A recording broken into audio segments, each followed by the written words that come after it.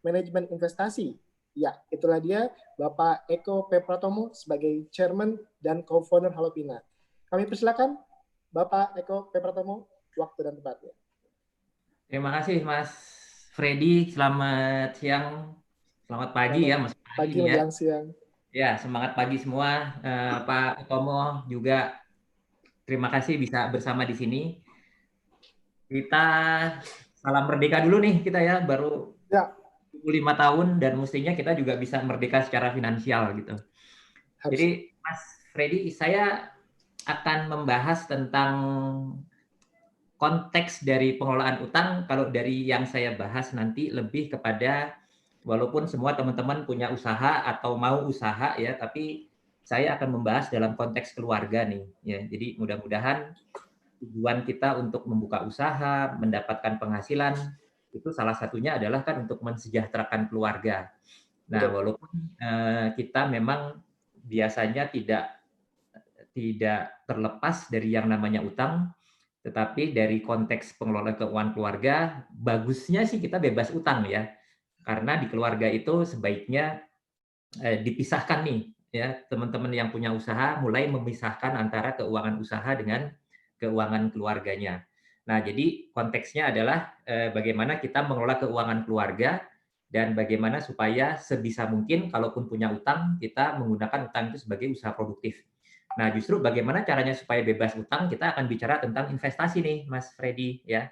Jadi izinkan saya untuk share screen ya. Nanti share screen saya akan coba cepat, walaupun screen-nya banyak tapi slide-nya banyak, tapi saya akan upayakan supaya ini bisa bisa selesai kurang dari 1 jam ya.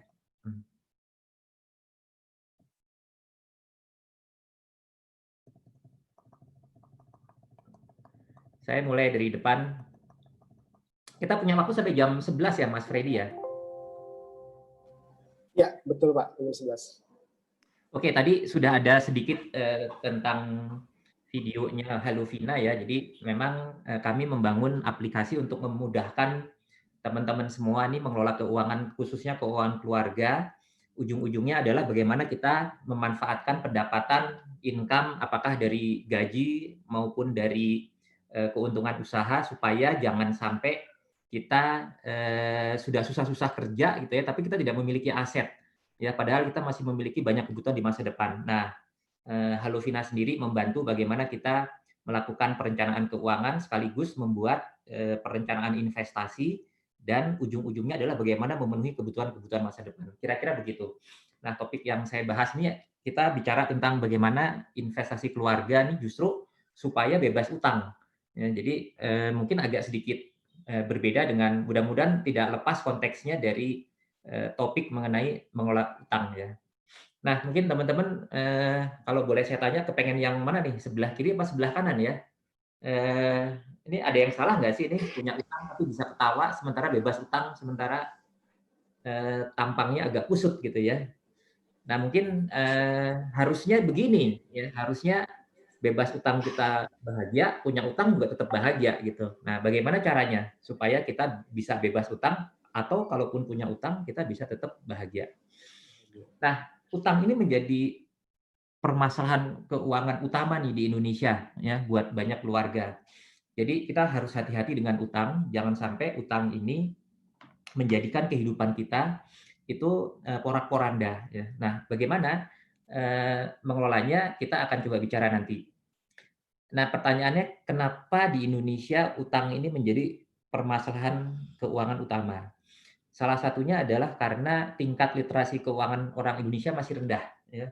Jadi di Indonesia itu 32%, artinya hanya 3 orang dari 10 orang yang katakanlah mampu mengelola penghasilannya dengan baik, sehingga mereka bisa mengalokasikan dana, merencanakan ya, sehingga kebutuhan rutin bulanan, masa kini, masa depan itu bisa terpenuhi. Ya, kalau dibandingkan dengan Singapura, mereka sudah 2 kali lipat ya dari kita. Ya. Nah, pertanyaannya, mengapa punya utang? Biasanya masyarakat kita itu masih jarang yang punya rencana kehidupan.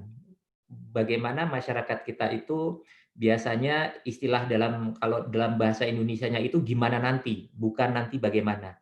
Sehingga banyak kebutuhan-kebutuhan yang sebetulnya sudah tahu dari jauh-jauh hari, tetapi tidak disiapkan. Akhirnya itu menjadi kebutuhan mendesak. Ya, contoh misalnya tiba-tiba baru sadar anaknya sudah kelas 3 SMA, ya, mau masuk ke universitas. Padahal di universitas itu biayanya cukup besar, ratusan juta gitu.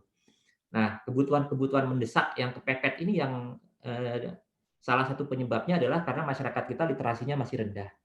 Ya, beruntung kalau kita memiliki utang, bahwa utang itu adalah kebutuhan produktif gitu ya, untuk usaha itu akan lebih baik sebetulnya. Jadi kita perlu memahami ada utang buruk dan utang baik. Ya. Nah, apa itu utang buruk? Ya, utang buruk itu adalah utang yang digunakan untuk kebutuhan konsumtif.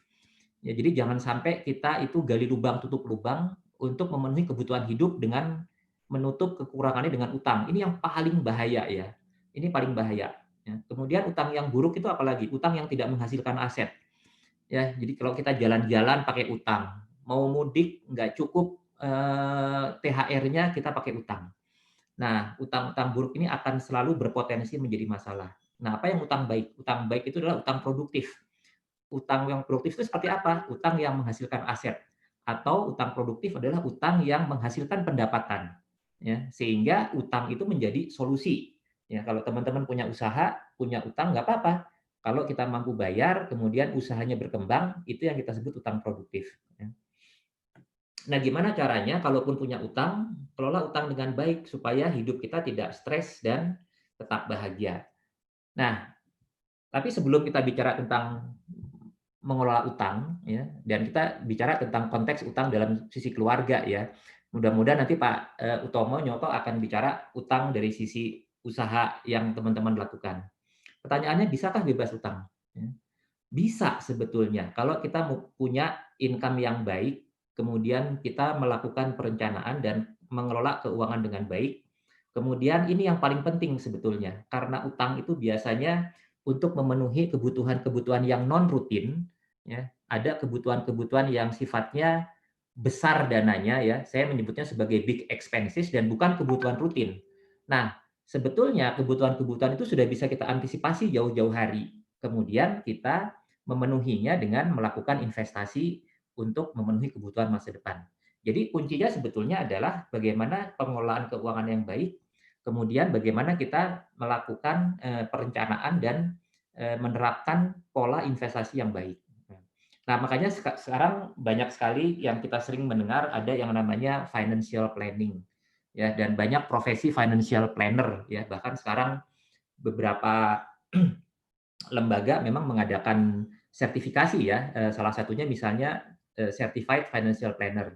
Apa itu financial planning? Financial planning adalah proses, ya. Jadi financial planning itu sebetulnya proses untuk memenuhi kebutuhan-kebutuhan hidup dari sisi keuangan.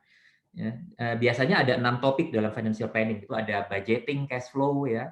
Kemudian bagaimana kita punya juga balance sheet di rumah sebagai aset kekayaan, juga catatan catatan utang kita. Kemudian ada mengelola utang, kemudian ada risk management, memahami tentang kebutuhan-kebutuhan dana darurat, produk-produk investasi.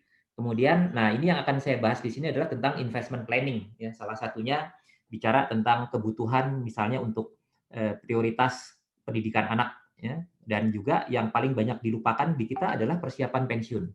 Kemudian ada tax planning dan estate planning. Estate planning ini bukan tentang rumah, estate planning ini sebetulnya tentang bagaimana merencanakan warisan. Nah, inilah sebetulnya eh, topik yang menjadi pembahasan kenapa kita memerlukan financial planning. Nah, ini yang saya sebutkan. Banyak orang sebetulnya sudah paham bahwa dalam proses kehidupannya berkeluarga, biasanya paling tidak 6 hal ini yang menjadi kebutuhan yang sifatnya tidak rutin, ya, bukan bulanan, tapi merupakan pengeluaran dengan jumlah dana yang besar. Ya, contohnya kalau orang baru menikah, biasanya yang ingin dilakukan adalah memiliki rumah, ya. Dan memiliki rumah sekarang jarang orang punya cash untuk beli rumah, ya, kecuali dapat warisan.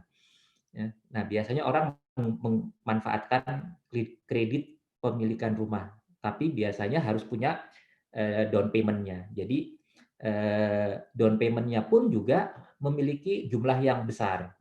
Ya, kemudian dana untuk memiliki kendaraan. Nah, kendaraan ini sebaiknya tidak dibeli dengan kredit kalau menurut saya, ya. karena kendaraan ini kalau bisa kita bisa memenuhinya dengan menabung terlebih dahulu. Kemudian dana pendidikan anak di universitas. Kemudian bagi muslim ya, biaya haji umroh itu juga suatu pengeluaran yang cukup besar, paling tidak sekali dalam seumur hidup. Kemudian ada yang ingin merencanakan liburan ya, ke luar negeri lah misalnya. Dan yang terakhir ini adalah dana persiapan pensiun. Nah, ini semua merupakan pengeluaran-pengeluaran masa depan yang kalau kita tidak persiapkan jauh-jauh hari, ini yang akan menyebabkan munculnya utang. Ya, karena kita tidak mempersiapkannya, kita tidak punya aset, tidak punya tabungan, dan kebutuhan itu mau tidak mau akan muncul juga. Ya. Nah, jadi yang harus kita lakukan untuk memenuhi kebutuhan-kebutuhan tersebut itu adalah berinvestasi. Nah, masalahnya banyak orang punya paradigma investasi itu buat orang kaya. Ya. Padahal kalau menurut saya yang paling butuh investasi itu bukan orang kaya. Orang yang sudah kaya, yang asetnya sudah menumpuk, yang semua kebutuhan hidupnya sudah terpenuhi, sebetulnya mereka tidak butuh investasi. Yang mereka butuhkan sebetulnya hanya untuk melindungi supaya kekayaannya tidak berkurang. Ya, jadi mereka hanya butuh investasi bukan untuk memenuhi kebutuhannya, karena kebutuhannya sudah dipenuhi. Justru yang paling butuh investasi itu adalah orang-orang yang belum kaya, artinya orang-orang yang belum punya aset. Ya, padahal kebutuhannya sudah tahu tuh, punya anak 2, nanti mau universitas, ya, masih belum punya rumah, mau DP rumah, ya, belum punya kendaraan, nanti mau punya kendaraan, mau pergi haji, ya. Nah, mereka itu tahu akan ada kebutuhan masa depan, tetapi dananya saat ini belum ada. Mereka itulah sebetulnya yang paling butuh investasi. Nah, jadi apa saja nih langkah-langkah supaya kita bisa memulai mempersiapkan kehidupan dengan baik? Ya, paling tidak ada 4 langkah ya. Ini yang pertama, yang kedua, ketiga, keempat ya. Kelima dengan eksekusi. Nah, jadi saya akan sharing secara cepat. Apa saja syaratnya supaya kita bisa mempersiapkan kebutuhan hidup masa depan ya dengan mengasumsikan bahwa teman-teman semua sudah punya penghasilan yang mencukupi untuk kebutuhan, dan kebutuhan itu yang dipenuhi adalah kebutuhan rutin bulanan. Ya. Sementara kita harus memiliki investasi untuk memenuhi kebutuhan-kebutuhan yang masa depan, yang tadi saya sebutkan di sini. Ya, ini adalah big expenses karena semua membutuhkan dana yang besar. Nah, syarat yang pertama, langkah yang pertama adalah terutama teman-teman yang memiliki usaha. Pisahkan keuangan usaha dengan keuangan keluarga. Ya, baiknya teman-teman kalau melakukan usahanya dan bekerja juga di dalam usahanya, maka baiknya seperti profesional menggaji dirinya sendiri dari usaha tersebut. Ya, jadi teman-teman bisa memiliki 2 sumber. Satu sumber dari gaji sebagai pekerja di usahanya sendiri, dan satu lagi dari dividen payout sebagai pemilik perusahaan. Nah, mestinya teman-teman dari 2 penghasilan itu kita harus memiliki tabungan ya. Katakanlah walaupun mungkin penghasilannya tidak tetap, tetapi dibikin tetap pengeluarannya sehingga kita bisa mengontrol bagaimana budget pengeluaran kita kurang lebih seperti ini ya. Jadi bagaimana caranya tiap bulan itu bisa menabung minimum 20%, bagusnya 30%. Lebih bagus lagi kalau bisa sampai 50%. Ya, jadi memang kita harus menginvestasikan sebagian dari pendapatan kita untuk apa? Karena kita harus memiliki kebutuhan masa depan yang kita bisa cicil perlahan-lahan nih, supaya kita nanti tidak terdesak ya dan kepepet, kebutuhannya muncul, asetnya belum ada. Yang kedua adalah bikin daftar kekayaan ya. Coba teman-teman bikin, kita sudah punya aset apa saja. Yang kedua, kita punya utang apa saja. Ini sebetulnya kalau dalam akunting biasanya dikenal sebagai neraca keuangan ya. Teman-teman yang punya usaha harusnya paham betul lah apa itu neraca keuangan. Tapi kita bikin yang neraca keuangan bukan untuk usaha, tapi untuk keuangan keluarga. Jadi kita tahu betul nih kewajiban kita berapa, aset kita berapa, sehingga kita tahu nilai kekayaan bersih. Dan ini juga dengan teman-teman membuat daftar kekayaan dan utang atau neraca keuangan keluarga setiap tahun, jadi kita bisa tahu kita sudah 5 tahun berusaha, kita sudah 5 tahun bekerja, 10 tahun itu punya aset apa saja. Nah, aset ini sebetulnya yang akan dialokasikan untuk kebutuhan-kebutuhan yang tadi. Jadi kita membuat catatan kekayaan itu bukan untuk dipamer-pamerin ya, tetapi untuk tahu aset apa dan dialokasikan untuk kebutuhan apa. Itu yang paling penting sebetulnya. Nah, langkah kedua sebelum kita mulai berinvestasi, teman-teman harus memiliki dana darurat. Ya, minimum 3 sampai idealnya 12 kali pengeluaran bulanan. Dalam kondisi Covid seperti ini, boleh jadi kita lebih baik kalau bisa hidup minimalis, ya maka kita harus memiliki dana darurat mungkin lebih panjang lagi karena kita belum tahu ini kondisi Covid akan seperti apa. Tapi paling tidak dana darurat ini menjadi tujuan utama nih sebelum teman-teman memulai berinvestasi. Ya. Dan yang ketiga, kelola utang dengan baik. Ya. Apa saja nih ciri-ciri kalau kita mengelola utang dengan baik? Jadi ini kita bicara utang untuk keluarga ya. Nomor satu, sanggup bayar.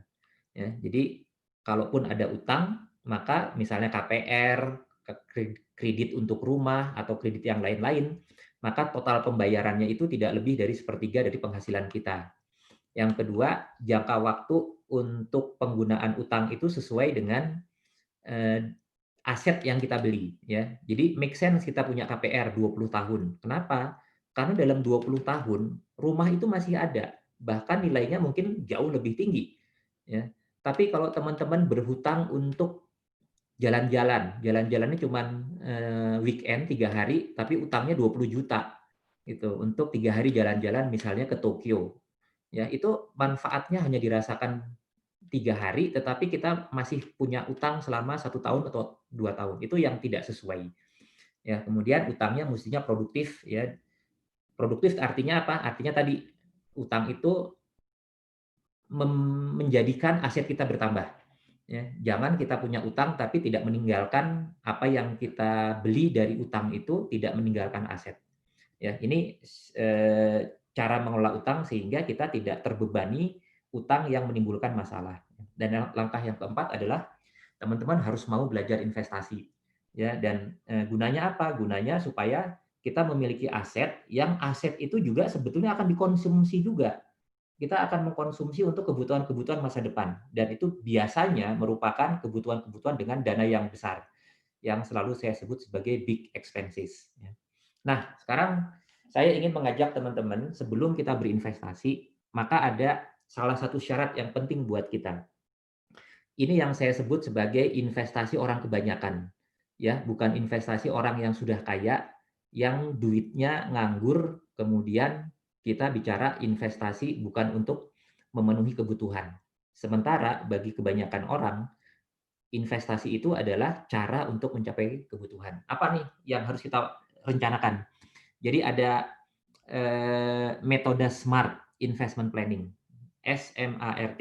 Yang pertama, kita harus memiliki tujuan. Jangan sampai teman-teman memiliki investasi tanpa tujuan. Ya, jadi be specific. Misalnya, saya perlu berinvestasi karena saya harus memenuhi kebutuhan pendidikan anak saya nanti kalau masuk universitas. Ya, itu spesifik. Jadi kita tahu betul. Ya. Itu yang akan memberikan motivasi kenapa teman-teman mau menyisihkan sebagian dari penghasilannya, karena model investasi kita adalah model investasi bulanan, investasi uang receh, bukan model investasi yang dananya sudah ada dalam jumlah besar. Ya. Yang kedua, measurable, ya artinya teman-teman punya target. Jadi kalau pertama tadi punya tujuan pendidikan anak, ya, maka kita harus tahu targetnya, berapa yang dibutuhkan. Oh, kalau sekarang masuk Universitas Indonesia, biayanya kalau mau masuk kedokteran, biayanya paling tidak 300 juta. Ya, sementara anak kita baru umur 6 tahun. Maka nanti umur 18 dia masuk, berarti kita harus memperkirakan 300 juta itu akan menjadi berapa karena ada faktor inflasi. Makanya yang paling akhir smart itu ada T ya, time base yang kita tadi bicarakan. Ada time base dan target. Yang 300 juta karena ada faktor inflasi itu mungkin menjadi 2 kali lipatnya menjadi 600 juta. Kemudian waktunya adalah 12 tahun dari sekarang. Nah, jadi kita sudah ada 3 variabel, specific, measurable, time base. Nah, A-nya adalah achievable.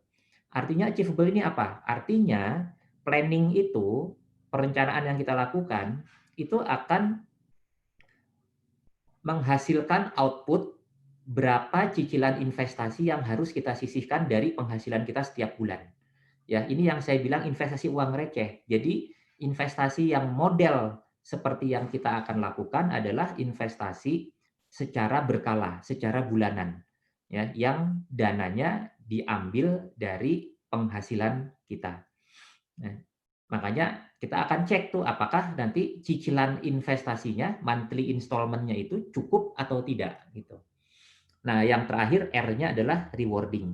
Artinya apa? Artinya tujuannya itu memang sesuatu yang betul-betul menjadi tujuan keluarga bersama. Ya, sehingga kita worth sacrificing ya, teman-teman mau mengorbankan dari penghasilannya untuk disisihkan sebagai cicilan bulanan karena kita punya tujuan tertentu. Nah, sekarang kita langsung masuk ke contoh simulasinya. Ya. Ini simulasi yang tadi dikatakan smart investment planning. Ya. Tadi juga saya sudah katakan S-nya adalah tujuannya spesifik.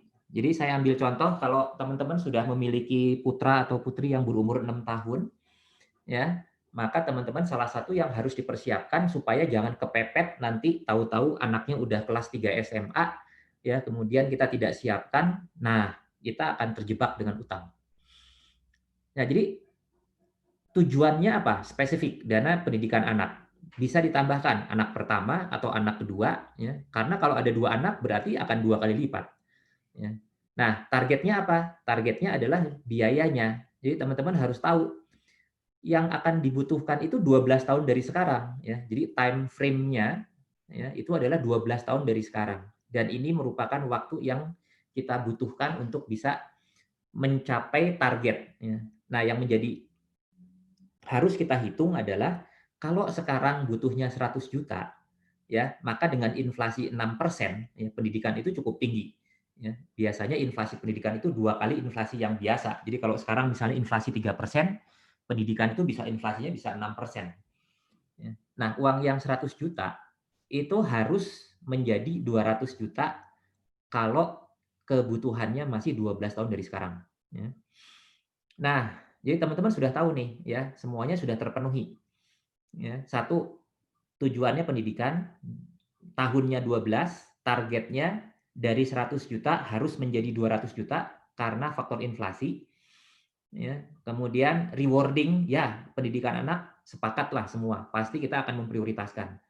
Ya. Achievable-nya apa? Achievable-nya adalah bagaimana kita memilih instrumen investasi supaya cicilan investasi bulanannya yang berkala itu terpenuhi.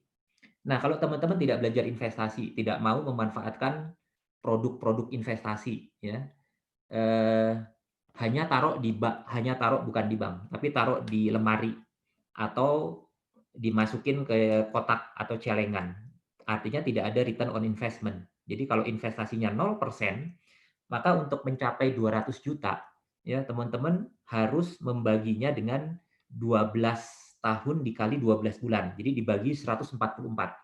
Ya, maka muncul ya investasi tahunan ini, ya, kalau tahunan dibagi 12, 16 juta, kalau bulanan dibagi 144, ya, menjadi 1,4 juta. Ini yang akan teman-teman tanya nih, achievable apa enggak nih? Saya bisa enggak mengeluarkan dari penghasilan saya setiap bulan 1,4 juta untuk memenuhi kebutuhan pendidikan, ya, dan teman-teman mentargetkan dalam 12 tahun mencapai 200 juta.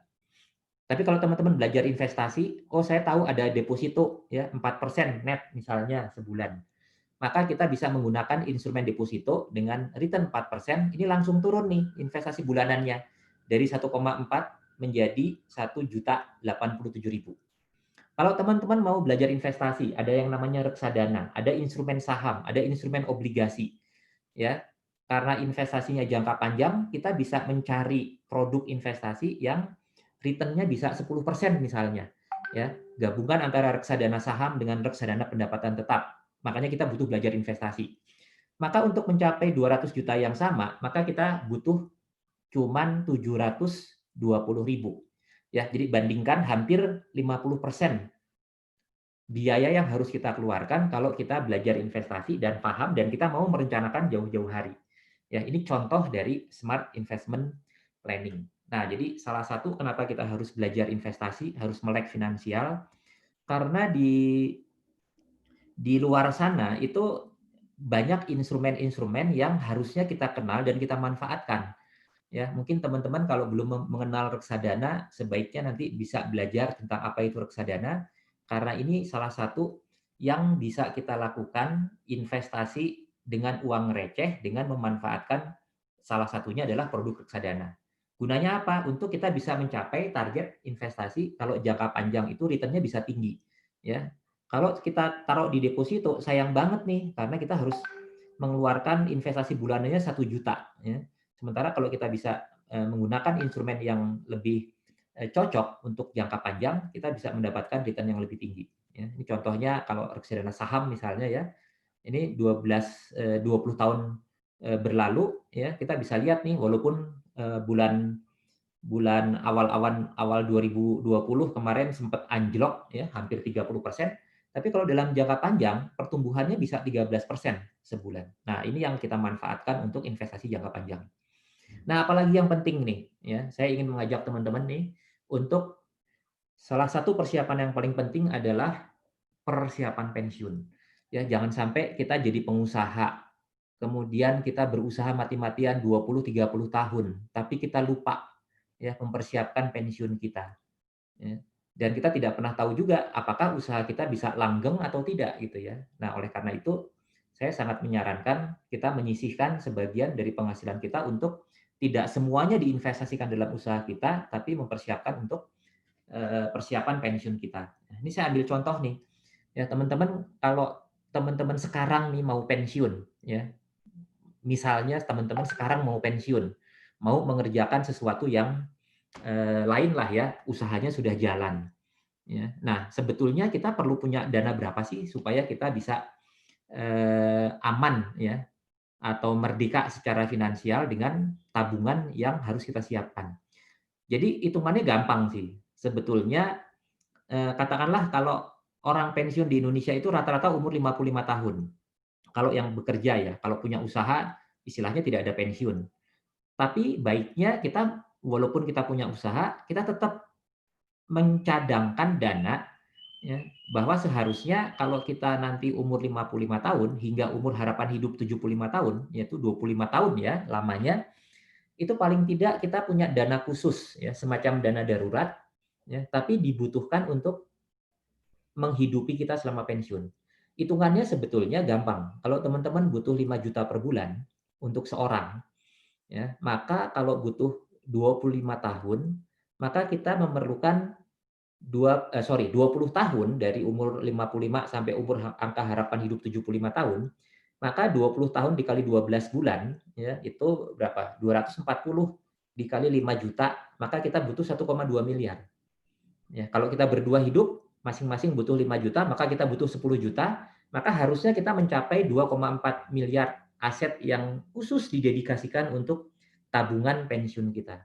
Nah, pertanyaannya ternyata kita mau tidak mau kalau mau hidup sejahtera ya, paling tidak ketika kita pensiun, kita harus memiliki ya, 1,2 miliar.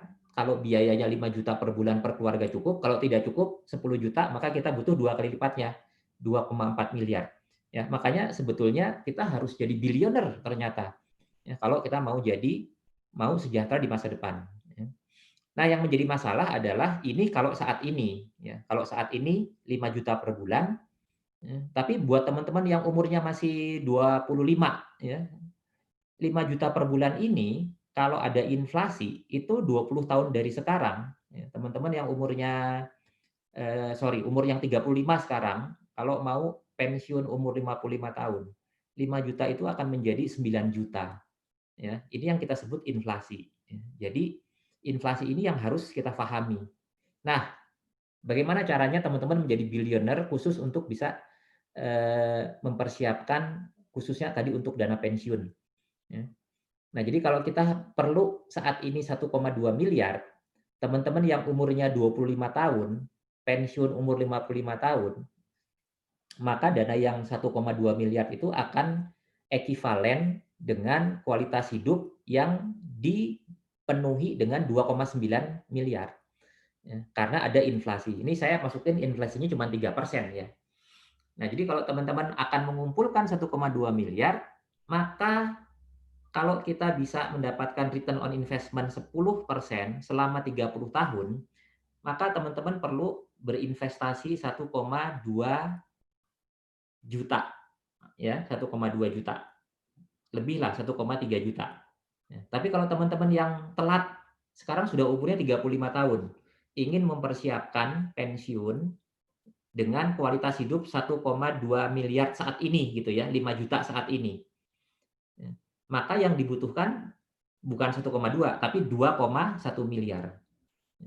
Nah, untuk memenuhi 2,1 miliar, teman-teman ini membutuhkan 2,8 juta sebulan. Ini yang harus disisihkan setiap bulan. Ya. Kelihatannya berkurang ya, dana yang harus dikumpulkan kalau umur 25, 2,9, sementara kalau kita sekarang umur 35 tahun, mencapai umur 55 tahun, dana yang harus dikumpulkan itu 2,1. Tetapi kita lihat ya, jumlah investasi bulanannya makin besar nih, ya 2,8, walaupun yang dikumpulkan cuma 2,1. Nah, bagaimana kalau teman-teman sekarang sudah umur 45, sementara kita harus mempersiapkan paling tidak umur 55 harus memiliki dana 1,2 miliar kualitas hidup saat ini, maka yang harus dikumpulkan menjadi 1,6 miliar. Nah, 1,6 miliar ini kalau teman-teman mau memenuhi dalam 10 tahun, maka membutuhkan dananya 7,8 juta. Jadi makin telat kita berinvestasi, makin besar investasi bulanannya. Kenapa? Karena pembagi jumlahnya bulannya makin pendek. Ya, kalau kita investasi 30 tahun, itu kita bisa nyicil 360 kali. Kalau cuma 20 tahun, kita hanya nyicil bulanannya 120 kali. 240 kali. Kalau 10 tahun, maka kita hanya bisa nyicil 120 kali. Makanya pembagiannya per bulannya menjadi lebih besar. Tapi paling tidak teman-teman punya kesadaran bahwa ada kebutuhan masa depan yang kita bisa investasikan dengan uang receh. Ya. Kenapa saya bilang uang receh? Karena kalau dihitung hariannya, ini investasi hariannya ini cuma Rp50. Yang ini tidak sampai Rp100. Yang ini cuma Rp260.000. Ya, jadi teman-teman yang punya usaha, ya, saya pikir coba sisihkan dari keuntungan dari penghasilan bulanannya itu untuk mempersiapkan dengan berinvestasi masa depan supaya kita terbebas dari utang. Ya. Nah, saya rasa mudah-mudahan teman-teman tidak jadi pusing ya dan punya gambaran kenapa kita harus berinvestasi. Dan saya ingin teman-teman call to action-nya apa nih? Ya, ayo kita beraksi. Ya, niatkan untuk merubah cara pengelolaan keuangan kita, tentukan 1 atau 2 mimpi, ya, tujuan hidup keluarga teman-teman semua. Kemudian tadi pastikan sanggup menabung rutin, dan menabung rutin itulah yang akan menjadikan amunisi kita untuk memulai usaha. Dan teman-teman bisa memanfaatkan Halovina untuk melakukan life plan, perencanaan kehidupan. Ya, saya rasa mungkin itu yang bisa dari saya. Nanti teman-teman buat yang mau mencoba Halovina, kita juga ada promo ya. Jadi nanti materi ini bisa saya sharing ke Mas Freddy ya. Mas Freddy nanti bisa Ya, dibagi betul kepada Pak. teman-teman. Kita ada Boleh, boleh. voucher cashback, teman-teman bisa mendapatkan 75.000 dengan menggunakan referral code. Dan coba semuanya ada di dalam Halovina, itu semuanya bisa just do it, ya, do it yourself. Ya, teman-teman bisa memanfaatkan berbagai macam fitur, termasuk juga kita bisa ada dimanfaatkan Vina Consult ya. Jadi teman-teman bisa berkonsultasi dengan para Bisa CFO gitu. konsultasi. Ya. Baik, Mas Freddy, mudah-mudahan masih ada waktu kita untuk tanya jawab. Masih ada Pak, masih cukup banget. Ya, yang jelas nih seperti instruksi dari teman-teman Halovina bahwa peserta webinar yang kemarin dan hari ini itu akan mendapatkan free 1 ebook ya, 7 kecerdasan finansial dan 50 financial wisdom ya Pak ya.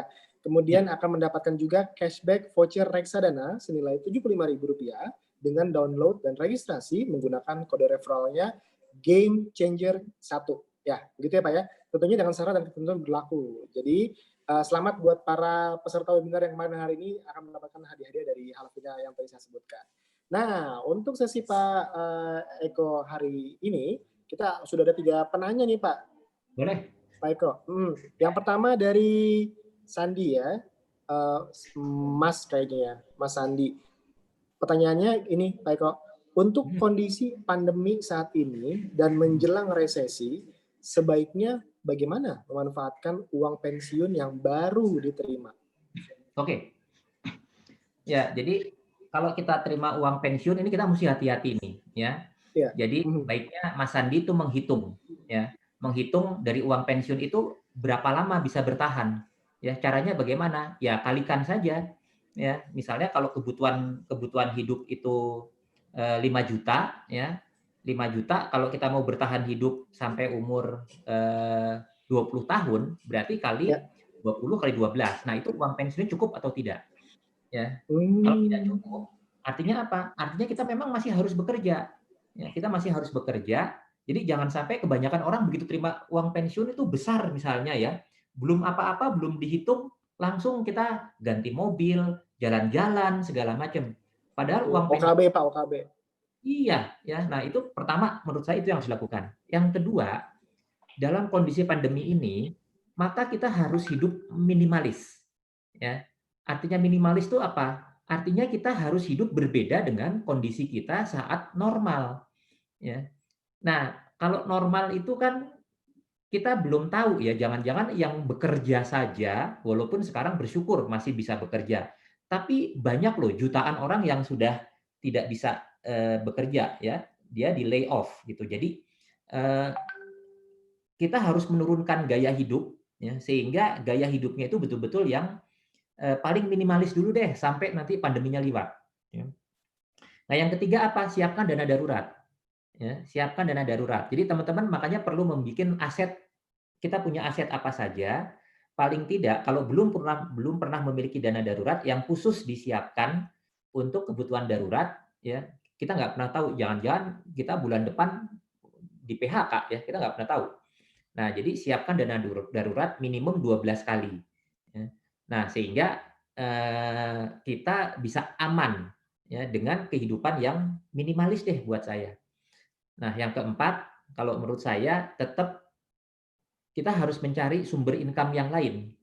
Ya. Jadi kalau di rumah ada suami istri, tadinya suami aja yang bekerja, istri tidak bekerja, ya mungkin kita harus mulai usaha atau apapun lah ya, karena kita tidak pernah tahu dan sebaiknya memang ada second income ya karena itu tadi kita memiliki kebutuhan masa depan yang seharusnya bisa ditutup dengan investasi. Gitu, Mas Ferdi. Belum. Iya Pak, betul banget. Jadi emang jadinya seharusnya kalau suami istri, yang istrinya bisa juga mengusahakan diri untuk berpenghasilan ya Pak Eko ya. Mungkin Betul, betul. ya mungkin sekarang tuh lagi trennya tuh kayak ghost kitchen Pak. Jadi Yes, istri bisa masak, setuju. kemudian ntar bisa dijual secara online, ini nggak sih? Ya, Jadi bisa malah jadi catering online, malah bagus betul, banget tuh Pak ya. betul, betul. Setuju. Oke, terima kasih banget Pak Eko.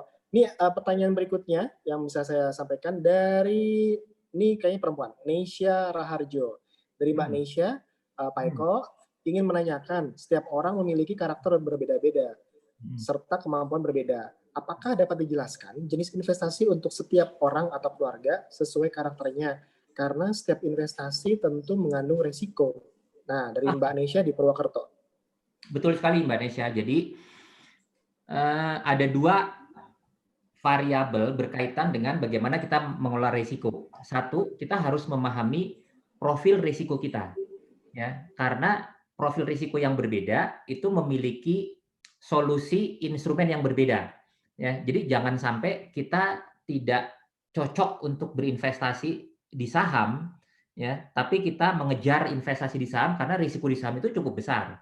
Ya, makanya setiap di Halovina, kalau Mbak Nesya nanti mencoba masuk ya, itu yang pertama justru akan ditanya tentang profil risiko gitu ya.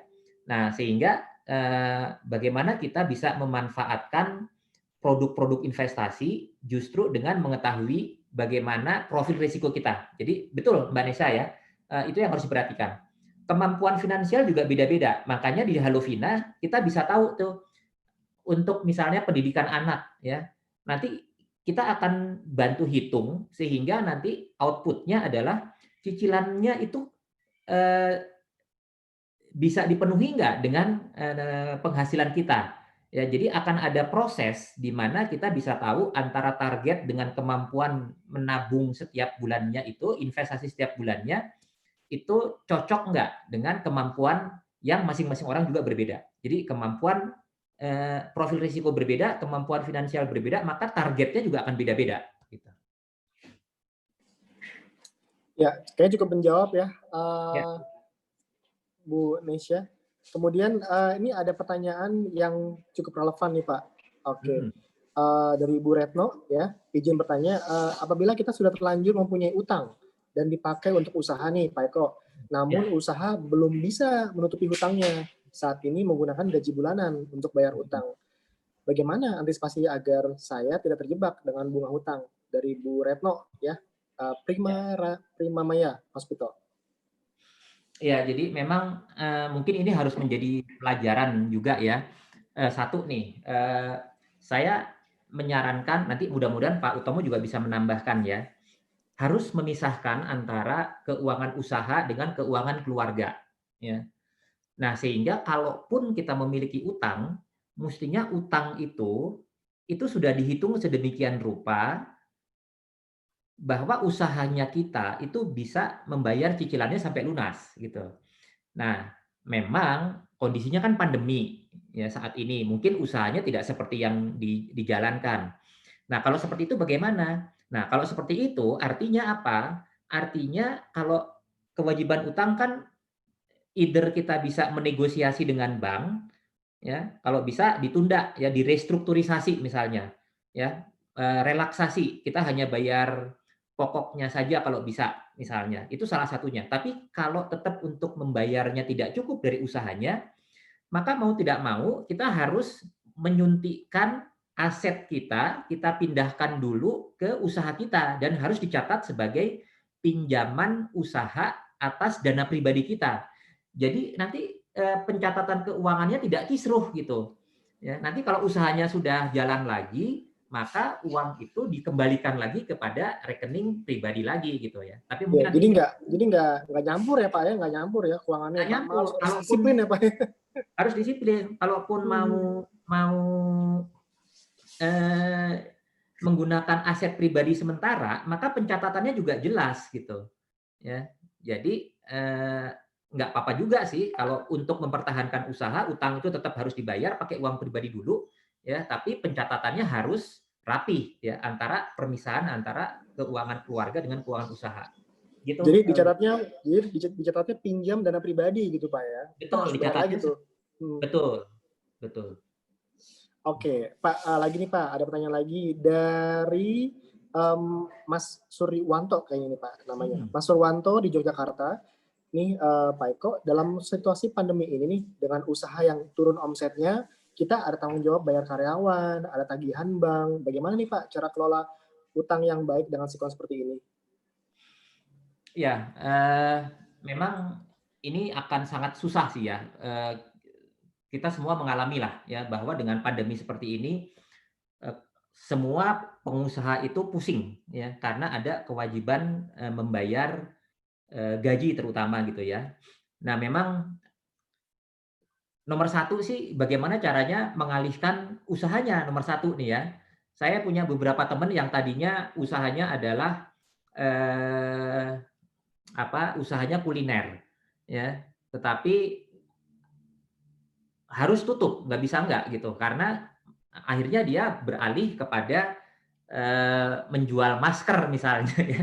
Jadi memang mau tidak mau kita harus harus mencari cara untuk bisa tetap mendapatkan penghasilan dengan merubah kalau dalam istilah bisnisnya kita pivoting gitu ya, merubah bisnisnya. Walaupun ini tidak mudah, apalagi kalau skalanya sudah terlalu besar gitu.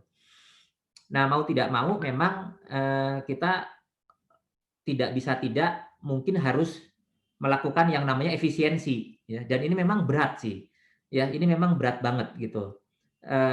Cuman kan memang kalau tidak ada dana untuk membayar, kita musti bagaimana gitu ya. Jadi memang ini harus dibicarakan dengan karyawannya, ya, jika memungkinkan misalnya, memungkinkan untuk mendapatkan misalnya, penambahan utang ya, kalau memang kredit lainnya masih ada aset ya, dan masih ada misalnya, perusahaan memang memiliki kemampuan harapannya nanti kalau misalnya pandemi ini berjalan ya, itu masih bisa ditutup, mungkin kita masih bisa mempertahankan dengan utang. Ya, tapi paling tidak kalaupun kita mau mempertahankan, mungkin kita juga harus memotong penghasilan gaji karyawan itu mungkin tidak 100% gitu ya. Jadi harus ada efisiensi mau tidak mau. Mungkin kira-kira seperti itu, Mas Freddy ya, yang bisa dilakukan paling tidak satu efisiensi sih, mau tidak Ya, mau ya. ya.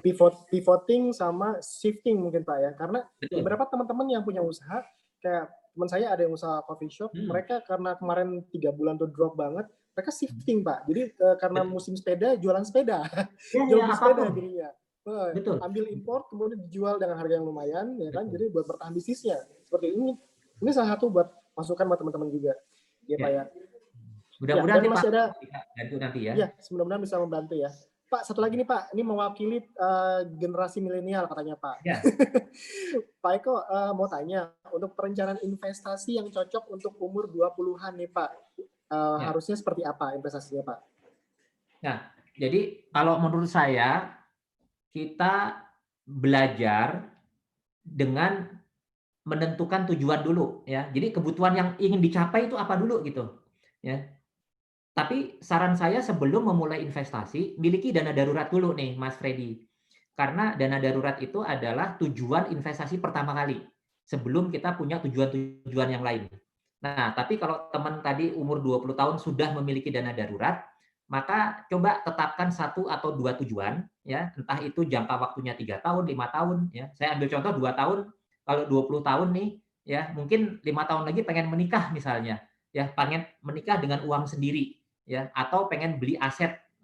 Kenapa? Hobinya fotografi. Saya pengen punya kamera yang bagus, punya laptop ya.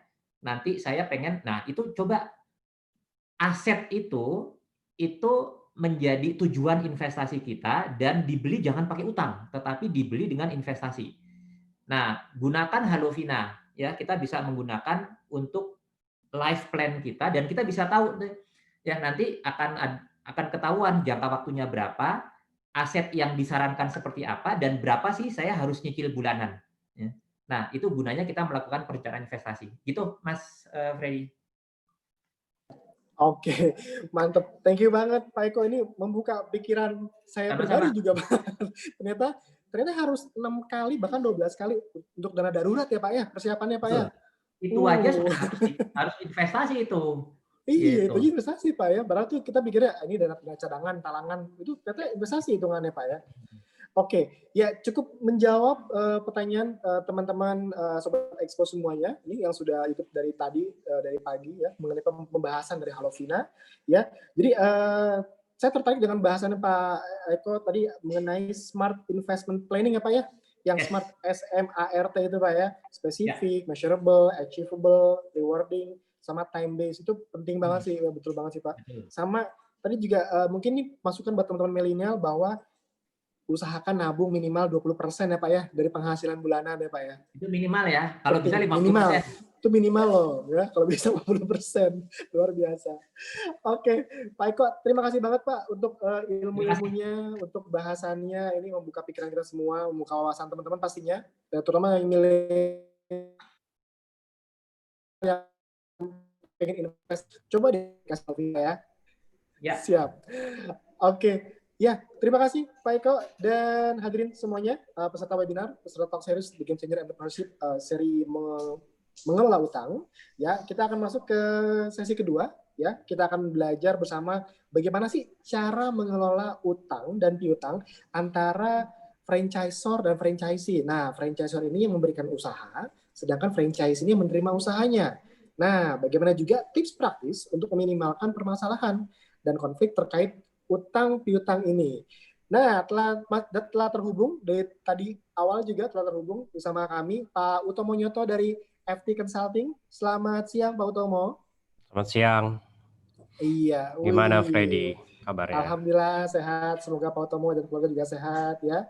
Mas Freddy, ya. Mas Freddy, Pak Utomo, saya mohon maaf. Sebetulnya saya kepengen banget ada di sini, cuman ini jadwalnya agak padat, jadi saya mohon pamit. Mudah-mudahan kita bisa ketemu lagi suatu saat. Pak Pak Utomo. Eko, siap. mau komen dikit, Pak. Mau komen Mau dikit, komen, Pak. Pak Eko. Boleh, Pak. Boleh, Pak. Itu tadi angkanya Pak Eko masih sangat friendly ya, inflasinya sangat friendly. pendidikan. Iya, Pak. Harusnya Betul. berapa persen, Pak? Jadi kalau saya lihat, Pak, yang sudah itu, inflasi itu bisa sekitar 10%-an. 10 ya, Pak ya. Ya, Kalau 10%, pendidikan Pak. setahu saya di atas inflasi rata-rata soalnya. Betul. Hmm. Kalau Capek sekarang tuh. mau konservatif, Pak, itu sih sekitar 10 karena sekarang inflasi sudah 3% sih, Pak. Jadi kalau dengan inflasi 3%, mungkin 10% itu sudah 3 kali lipat dari inflasi sebetulnya. Ya. Pendidikan tuh termasuk yang paling tinggi Paling inflasinya. mahal, ya. Betul. Ya. Betul. Ya itu aja sih, Pak. Oke, Pak. Supaya warningnya jalan, Pak. Yes, betul, Iya, Pak. betul. Mohon Terima maaf kasih, kalau ada Pak hal-hal Eko. yang tidak berkenan. Sampai ketemu ya. Jangan sampai lupa ketemu lagi, Pak gunakan Eko. Halovina. Thank Iya. you. Pastinya, Pak. Terima kasih, Pak Eko dan teman-teman Halovina. Dan juga kayaknya masih ada Mbak Ica juga.